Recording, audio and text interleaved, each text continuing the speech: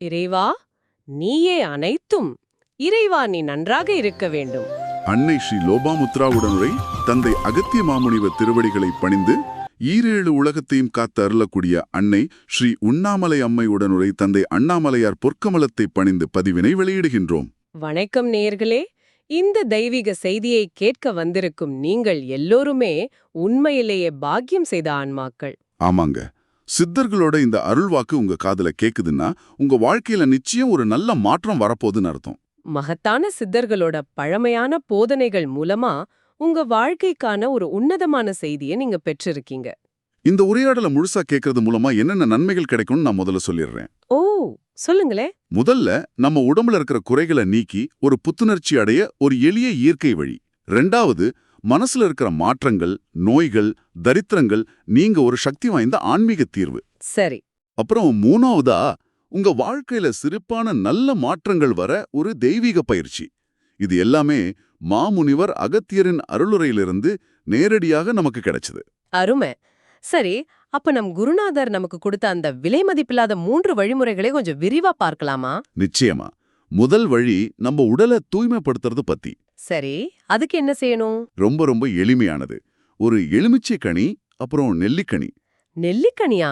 ஆமா, கூடவே கொஞ்சம் மிளகு, சீரகம், இது எல்லாத்தையும் ராத்திரி முழுக்க தண்ணியில ஊற வச்சிடணும். ஊற வச்சுட்டு அடுத்த நாள் அதிகாலையில வெறும் வயித்துல அந்த தண்ணிய அப்படியே குடிக்கணும்.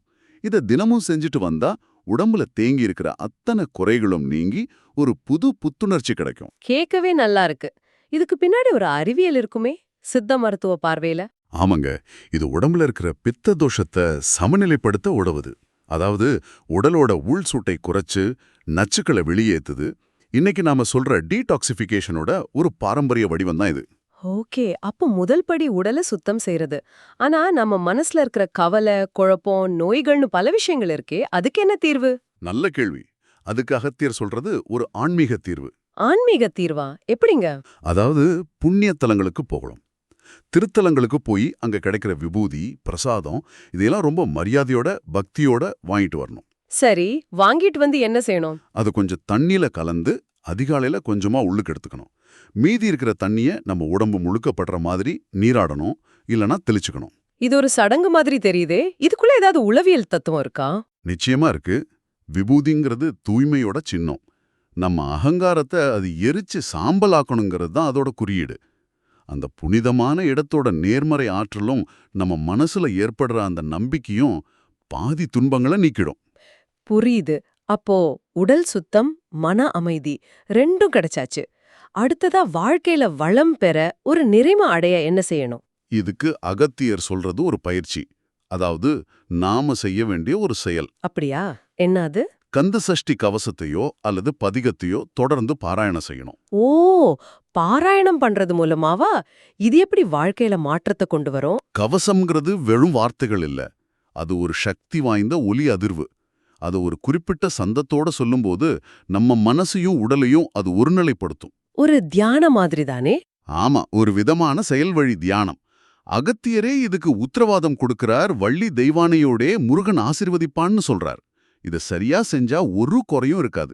ஆக உடல் தூய்மை, மனத்தெளிவு, அப்புறம் ஒரு நேர்மறையான தினசரி பயிற்சின்னு ஒரு முழுமையான வழிகாட்டுதல் இது. ஆமாங்க, இந்த உலக பொதுவான செய்தியை எல்லாருக்கும் கொண்டு சேர்க்கிறது நம்ம கடமை இல்லையா? நிச்சயமா. அதனாலதான் இதுக்கு பதிப்புரிமையே கிடையாது. யார் வேணும்னாலும் இத பதிவிறக்கம் செஞ்சு அவங்க யூடியூப் சேனல்கள்ல கூட பதிவேற்றலாம். ஆமா, இதை கேட்கிற நீங்க தயவு செஞ்சு உங்க வாட்ஸ்அப், ஃபேஸ்புக், இன்ஸ்டாகிராம்னு எல்லா சமூக ஊடக தளங்கள்லயும் முடிஞ்ச வரைக்கும் பகிருங்க. இந்த மாதிரி செய்திகளை பகிர்றது மக்களுக்கு வழிகாட்டுற ஒரு பெரிய சேவை. இது உங்களுக்கு முதல் தர உயர் புண்ணியத்தை கொடுக்கும்னு சொல்லப்பட்டிருக்கு. சித்தர்களோட இந்த அருள்வாக்க இவ்ளோ பொறுமையா கேட்ட உங்கள் அனைவருக்கும் எங்களுடைய மனமார்ந்த நன்றிகள். ஓம் அன்னை ஸ்ரீ லோபாமுத்ரா உடனுரை தந்தை அகத்திய மாமுனிவர் திருவடிகளில் சமர்ப்பணம். சர்வம் சிவார்ப்பணம்.